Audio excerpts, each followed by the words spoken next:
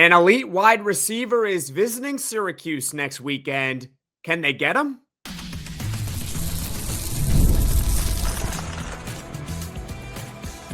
You are Locked On Syracuse, your daily podcast on the Syracuse Orange.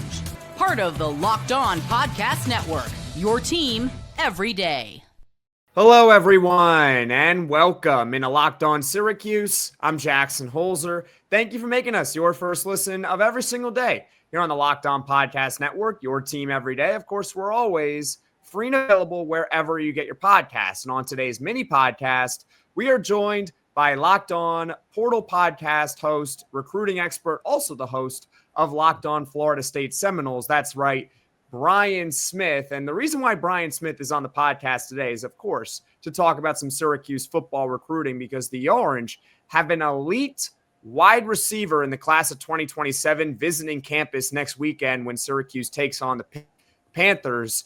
Khalil Taylor, on 3 and 24/7 Sports, top 60 player in the nation. That's right, Syracuse and Fran Brown pursuing another elite wide receiver. So, Brian, you've seen Khalil Taylor before. What is the scouting report on him? Speed. He runs by guys. He's, from a comparative standpoint, Johntay Cook kind of player, somebody that wants to get by you, 5'11", 6 foot. He's put together, but he's got room to add weight, 180, 185 pounds, would be my guess from seeing him live. And he just runs by guys. I saw him at the Under Armour Future 50 event, which is the top 50 to 100 players in the country they pull from for 50 kids. And there were a handful of DBs there that are just locks to be NFL players. He ran by some of those guys. So he is a deep threat. He's twitchy. He's a kid that could play corner. He could play running back, whatever you wanted. He's just a tremendous athlete. But like watching him run, he has to have some kind of track background or something. He's so naturally fluid in and out of his breaks. I mean, you need to learn more about route running like all young guys do, but he can do it wrong and still score because he runs by you. That's a home run threat. It's funny that you mentioned Johntay Cook, because I think this next question is going to relate to him. What do you think Syracuse needs to show this weekend when they take on Pitt for it to be a successful visit with Khalil Taylor? Balance. Pittsburgh is one of the most annoying teams to play from a coaching standpoint because they blitz on almost every down. And if you don't have an elite offensive line, which that's not Syracuse's strength, it's, they're okay, it can go sideways. So can you find ways to screen? Can you run, et cetera, to set up those big plays? Because you're not going to just sit back in the pocket and let guys run deep routes. That's what Taylor does best. You're going to have to mix it up. I'll be curious to see what their game plan is, setting up the shorter passes to get the ball out and let those guys work, because that's the other thing Taylor can do. He can make guys miss space, really quick feet. So he'll probably want to try to envision himself in that. When they're not throwing deep, how would they use me? And I get Pittsburgh blitz a lot. They're a man coverage team a lot of the time, or use cover 4, which basically turns into man. There'll be some 50-50 balls, I'm sure, the Syracuse is going to throw up. But how do they handle the pressure and get the ball out quick? This episode is brought to you by Mazda's Moving the Game Forward. For those who believe it's not just about playing the game, it's about redefining it. There are moments that do more than put points on the board. They move crowds, move culture, and keep moving the game forward. This week's moment that moved the game forward is, well, you got to go back actually to last weekend, since Syracuse was on bye for this week. And that safety in the fourth quarter somewhat got Syracuse back in the game. And when you follow what moves you, the unexpected is only the beginning. And just like there's more to every highlight, there's more to a Mazda vehicle. Mazda, move and be moved. The NFL season is here, and FanDuel has an offer you don't want to miss. Right now, new customers can bet just $5 and get $300 in bonus bets if you win. That's right. Pick a bet, put down $5, and if it hits, you'll unlock $300 in bonus bets to use across the app. Whether you're a casual fan or love diving into the stats, FanDuel makes the game day experience so much better. So what are you waiting for? Visit FanDuel.com to download the FanDuel app today and get started.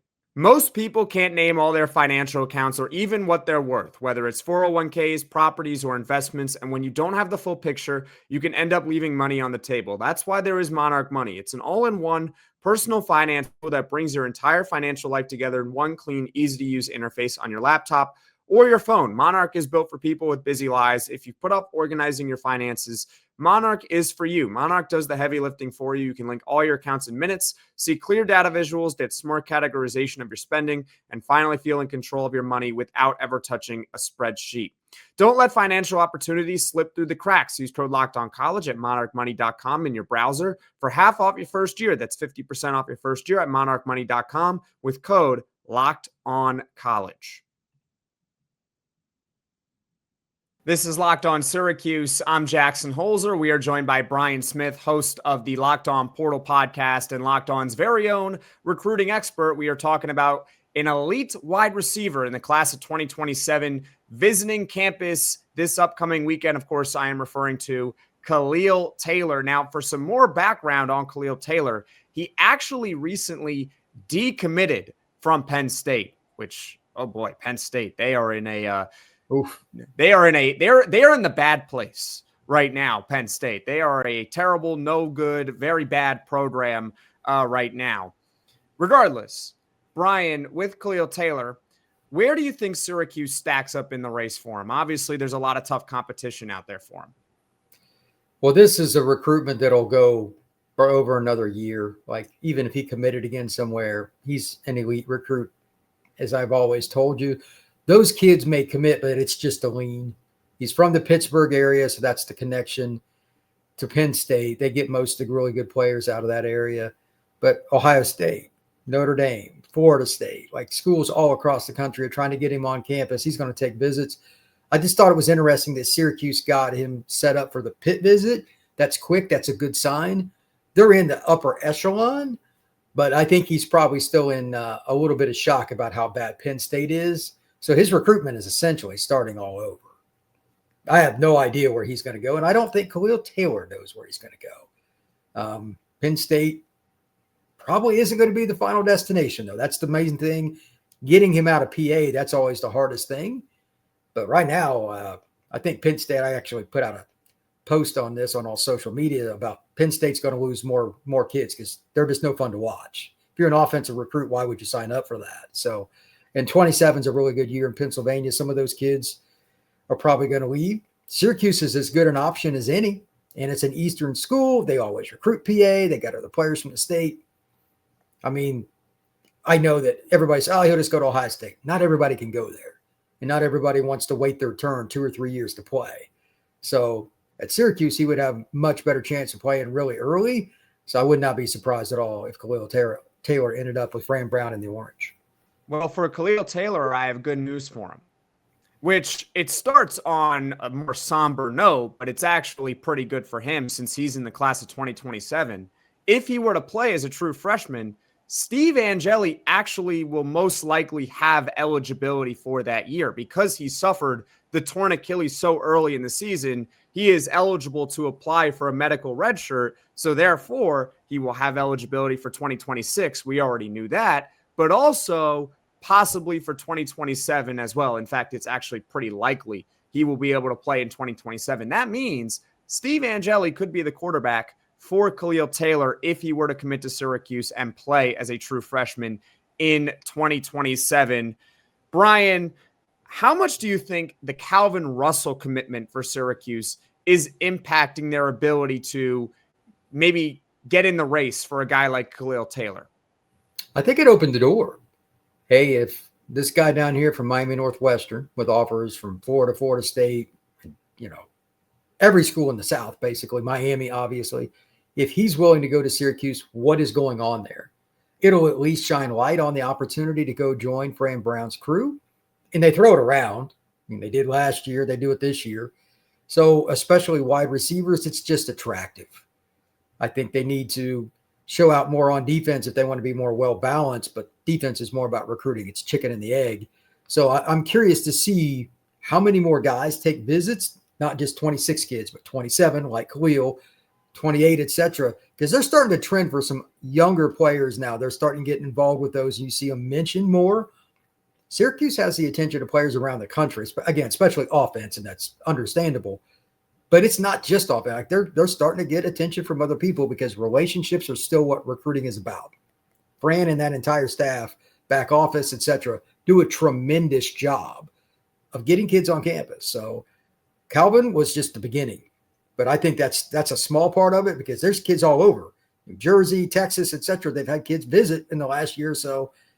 Calvin's just one of them. So it's an awesome thing for the Qs, but I don't think that's going to stop anytime soon. Fran really enjoys recruiting, and he makes his guys recruit. He holds them accountable. So you're going to see more of that. And to your point about that, I think pre-Calvin Russell commitment, even in the Fran Brown era, when Syracuse would get an elite visitor on campus, because they would get some elite visitors on campus. I remember last year they got Javion Hilson on campus, a 5-star edge rusher.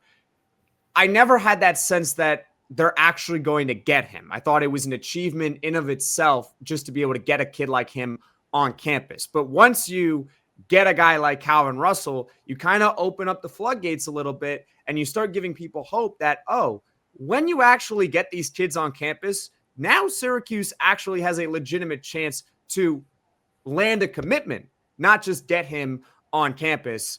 Brian, is there anything else you'd like to add?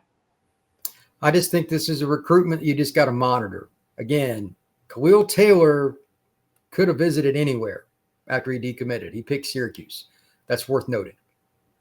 Awesome, Brian. Thank you so much. And where can people find you on social media? Absolutely. You can find me at FBScout_Florida, and you can find the Locked On the Portal podcast wherever you get the same thing here at Locked On Syracuse, YouTube, Spotify, Apple, and everywhere else. Awesome. Thank you all so much for watching. Thank you all so much for listening. If you like Locked On Syracuse, be sure to hit that like button. If you really enjoy the podcast, be sure to hit subscribe. Tell all your friends about Locked On Syracuse, and we'll see you all again soon.